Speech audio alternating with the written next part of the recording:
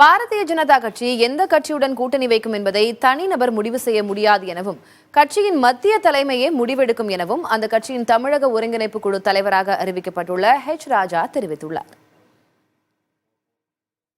பாரதிய ஜனதா கட்சியின் தமிழக தலைவர் அண்ணாமலை சர்வதேச அரசியல் படிப்பிற்காக லண்டன் சென்றுள்ளார்.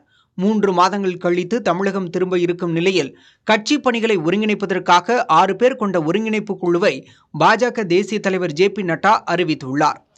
ராஜா தலைமையிலான இந்த குழுவில் மூத்த தலைவர்கள் ஆர். சேகர், ராம ஸ்ரீனிவாசன், சக்கரவர்த்தி, கனக சபாபதி, முருகானந்தம் ஆகியோர் இடம்பெற்றுள்ளனர். எனினும் தமிழிசை சவுந்தரராஜன், வானதி ஸ்ரீனிவாசன் உள்ளிட்ட மகளிர் நிர்வாகிகள் இந்த குழுவில் இடம்பெறவில்லை. இந்த அறிவிப்புக்கு பிறகு சென்னையில் செய்தியாளர்களிடம் பேசிய ராஜா தமிழகத்தில் கட்சி உறுப்பினர்கள் சேர்க்கையில் கவனம் செலுத்தப்படும் என கூறினார். பின்னர் கோவை சென்ற அவர் கூட்டணி குறித்து கட்சி மத்திய தலைமைதான் முடிவு செய்யும் என செய்தியாளர்களிடம் கூறினார். நான் சொல்றவரை எந்த தனிநபரும் முடிவு எடுக்கிறது இல்லை. இதுவரை கூட நான் 1991 நிர்வாகியாக இருந்து வரேன்.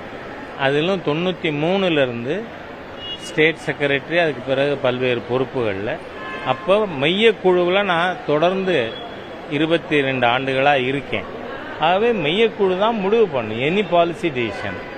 அதுவும் கூட்டணி விஷயங்கள் ஆல் இண்டியா தான் முடிவு பண்ணும். இப்போது நேஷனல் பார்லிமெண்ட் போர்டு தான் அதுக்கான ஒரு அதிகாரம் பெற்ற அமைப்பு. அதனால் இதில் அண்ணாமலை இருந்த முடிவு, அவர் இல்லாத பொழுது முடிவு அப்படிலாம் கிடையாது. பாரதிய ஜனதா கட்சி முழுமையாக 26 மக்களுடைய ஆணையை பெறுவதற்கான பணியிலே நாங்கள் தொடர்ந்து பயணிப்போம். அது கட்சி முழுமையாக எடுத்திருக்கின்ற முடிவு.